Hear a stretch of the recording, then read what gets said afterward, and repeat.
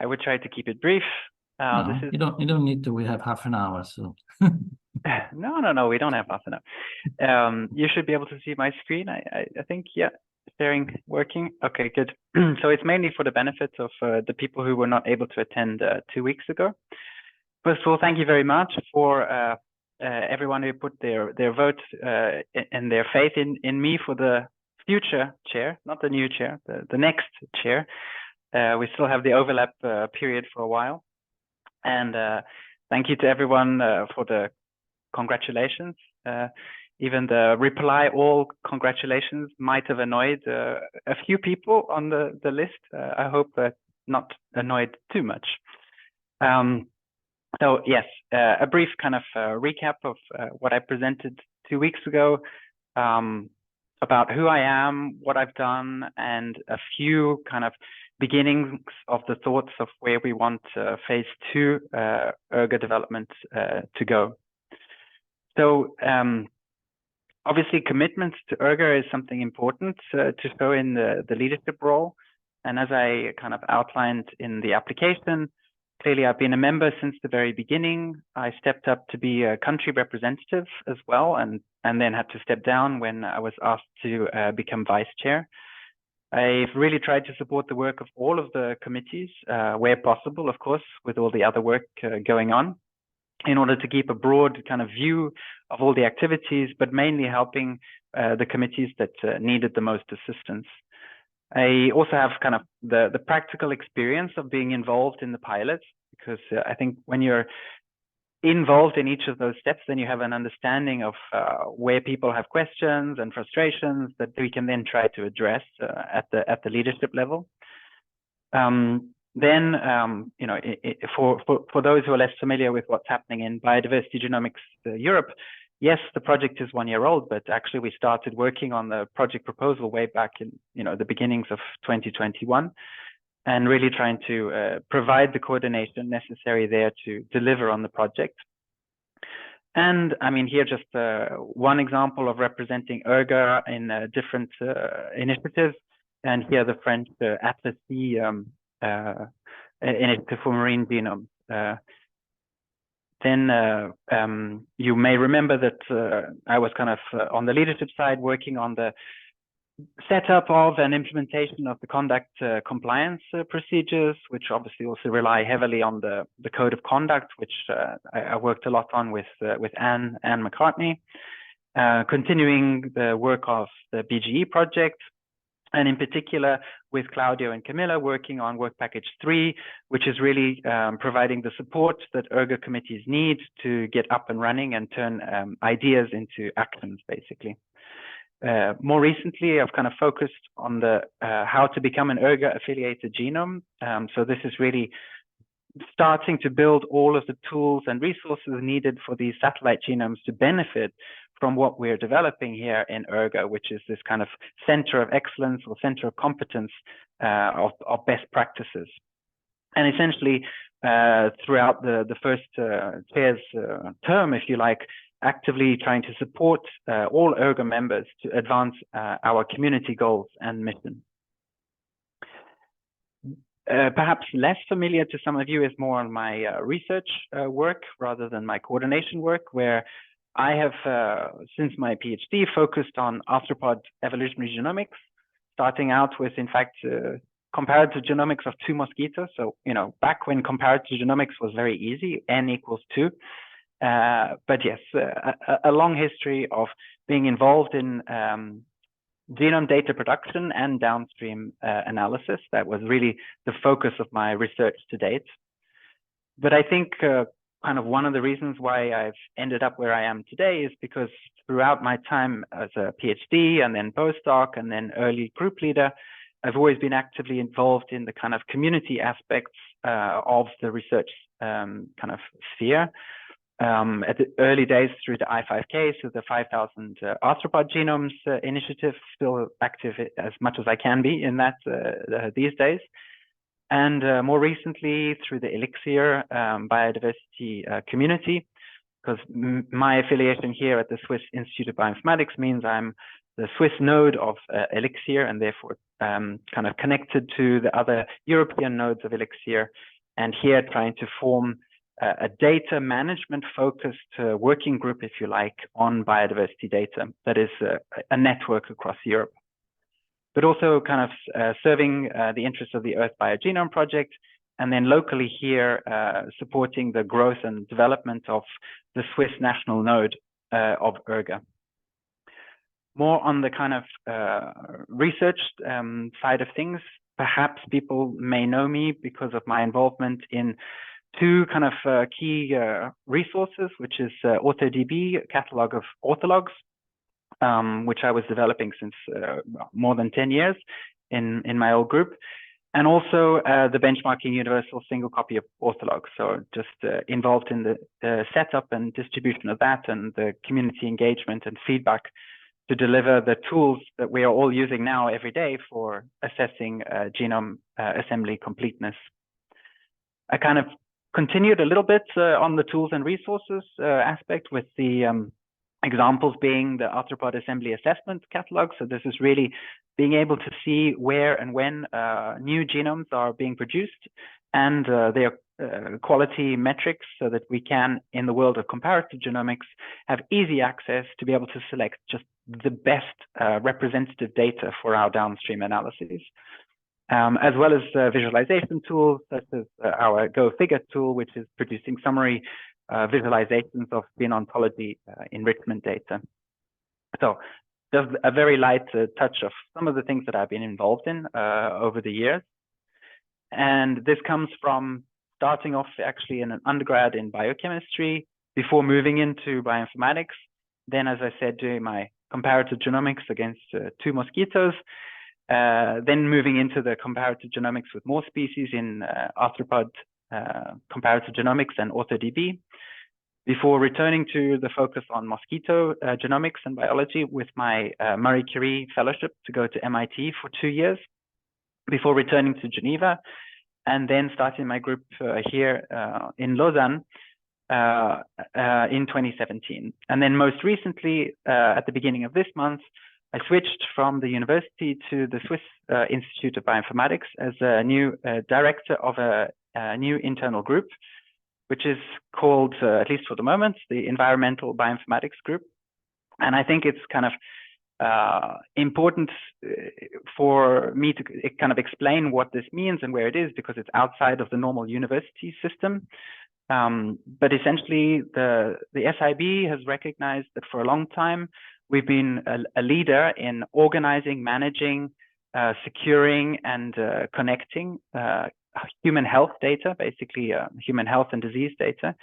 And that one of our missions is really to make bioinformatics work for the betterment of society. And that there are 2 sides to this. So there's not only human health and disease, but also the well-being, if you like, of the environment, which obviously impacts on human well-being.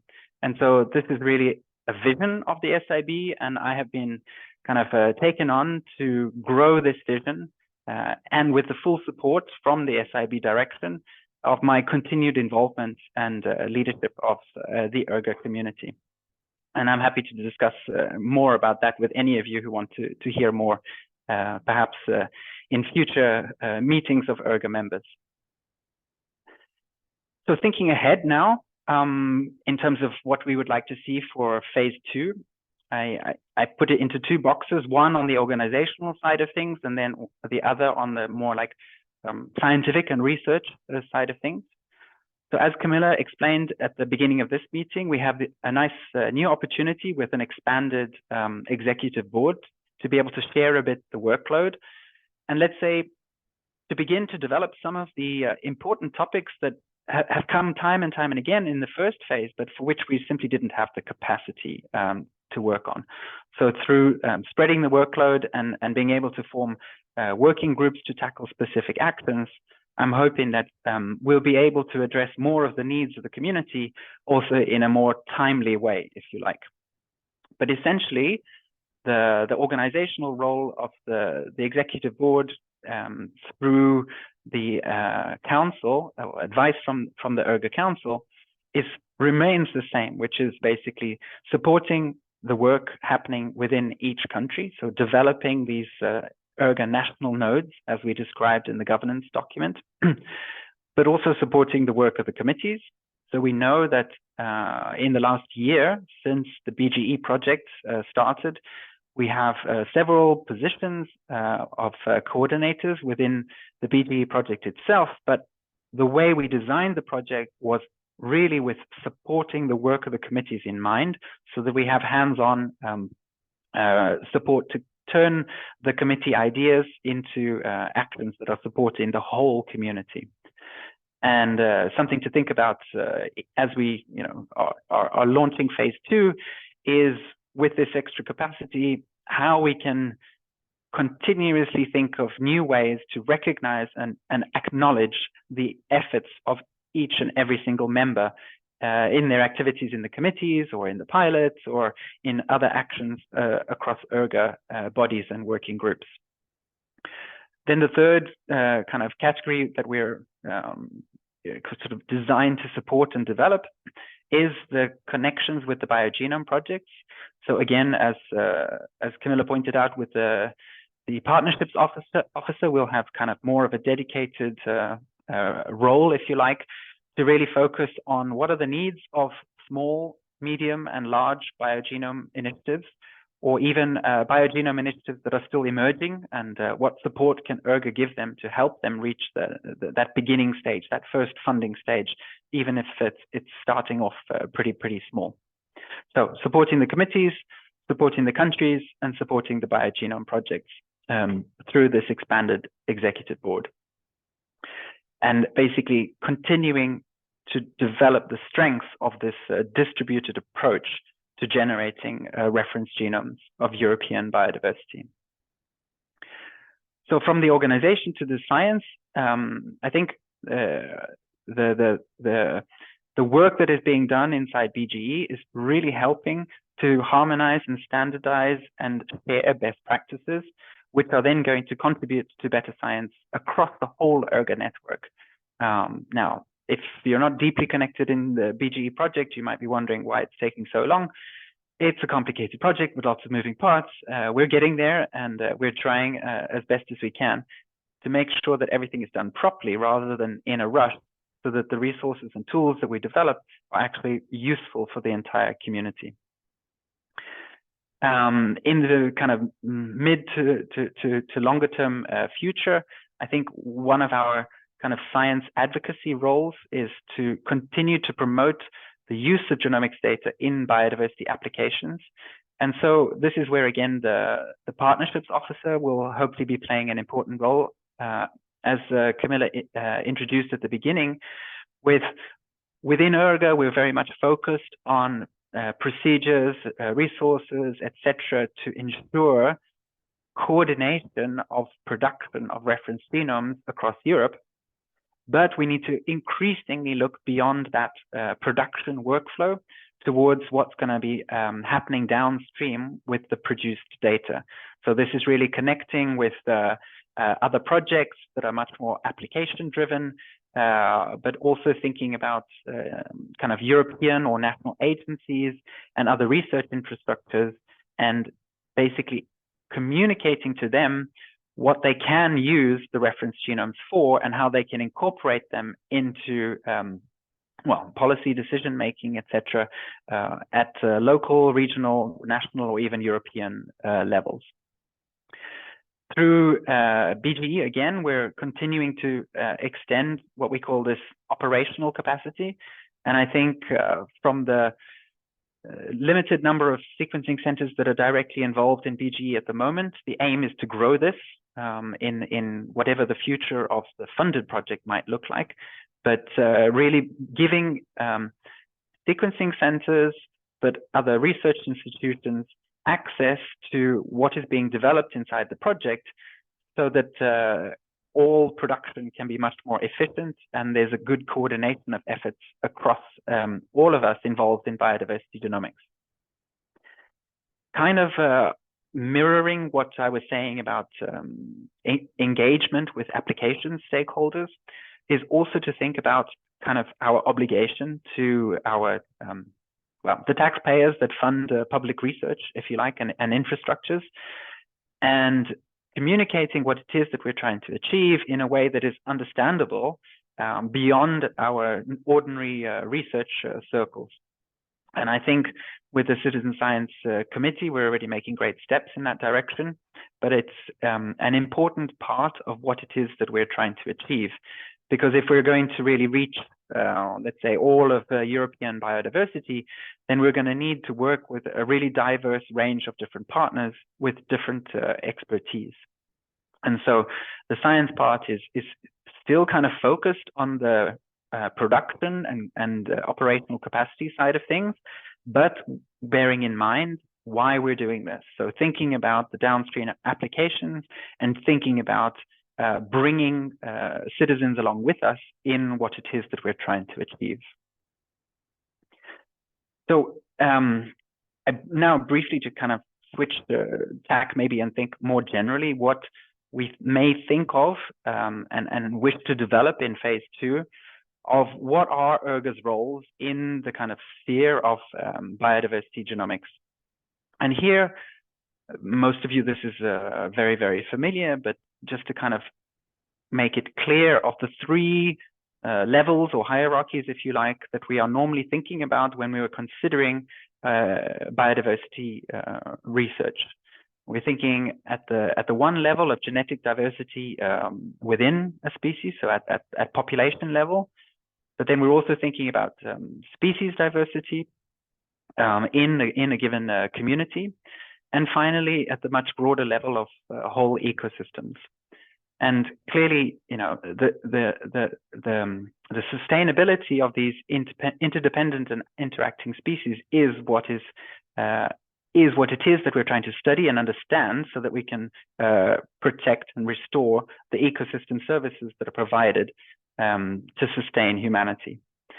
And what I really want to focus on here is ERGA's role.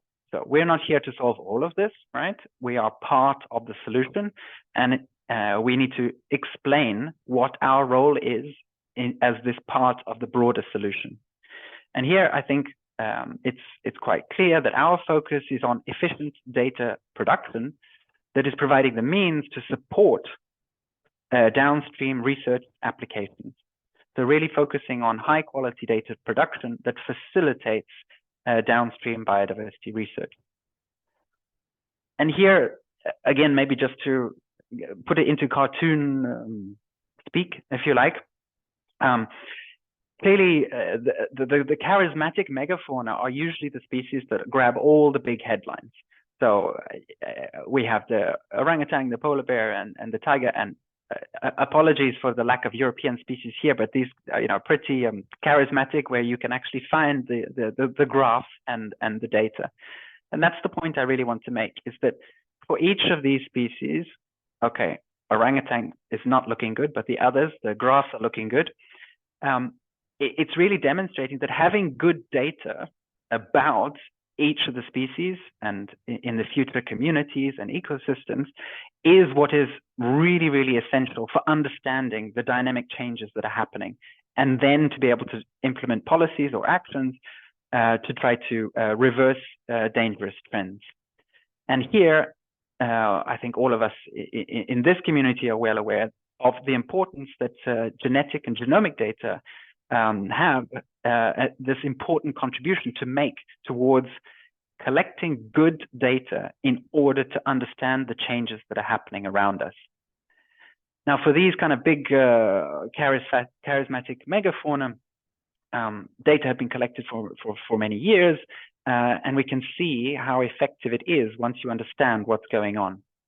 But I think really where genetic and genomic data have the power to make even bigger difference is for the not so charismatic microfauna, if you like. So again, I'm not being biased, having worked on arthropods my whole life, but they are the best, and I will continue to say so.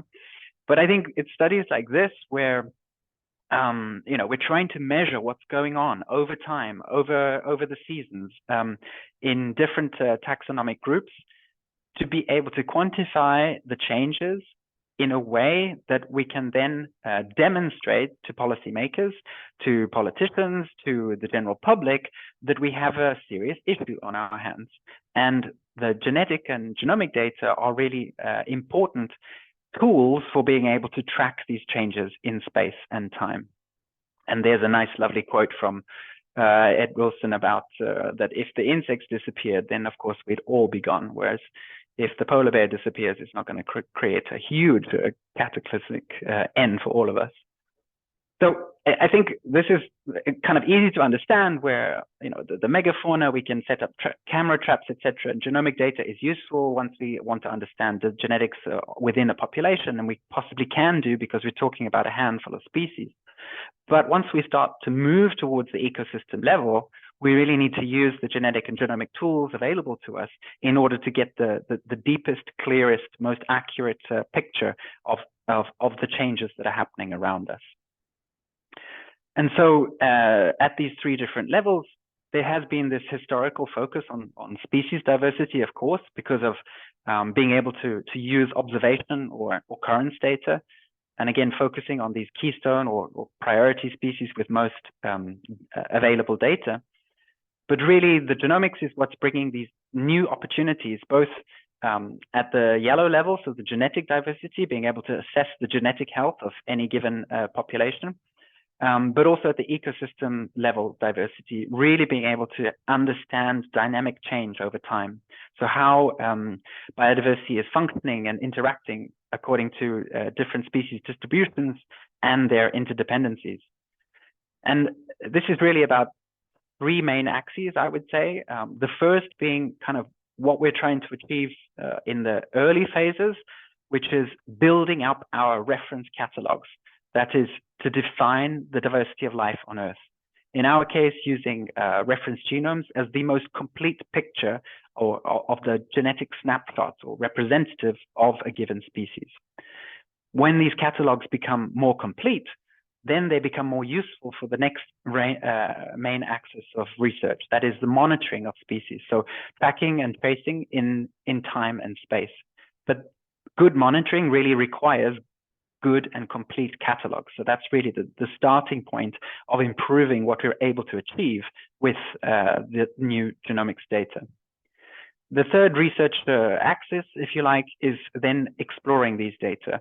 So using the high quality reference catalogs and monitoring data to be able to understand patterns and also to model trends. So eventually to be in a position to make some predictions about what will be happening either in a given ecosystem or for a given species within that ecosystem or the population level as well, in order to then be able to make interventions in a much more timely manner. So essentially using this ecosystem of data to be able to better understand how species are responding to changing environmental pressures, both through modeling the past, understanding what's happening right now, and importantly, as I just said, having a glimpse into the future so as to be able to prioritize our efforts in managing the world around us. And just to finish, clearly we've only just gotten started. So this is a snapshot from INSDC from last night with just 4 main taxonomic groups broken down into the sort of coverage in terms of what we might call chromosome level genomes, other genomes, or no genomes at the class, order, family, genus, and species level. And so although many of the kind of described numbers of species in these plots are far from the reality, probably chordata is the closest to something that we might begin to call a reasonable estimate, you can see that there's a long way yet to go. So establishing the systems now, getting things up and running in order to scale up, but continuing in this kind of decentralized way where all who want to participate in the effort are able to do so by accessing the best protocols, best practices, and standards for all of the steps along the data generation workflow. And this is the other aspect that I want to finish on, which is really the ERGA side of this. So there's the global effort to build catalogs, and there's the European effort to kind of contribute to that global desire. And here, this map is showing kind of research spending per capita in, I think actually I plotted just ERGA member countries. So the gray ones are not yet represented in our council. And to recognize that in this effort to include everybody who wants to participate in biodiversity genomics, we have to be conscious of the fact that the resources available in different countries, in different settings, are very different across our European landscape. And so whatever we do as a community, we have to keep this in mind and think of ways and strategies to include as many participants as possible, because the only way that we are going to reach the entirety of European biodiversity is if we include the entirety of European researchers.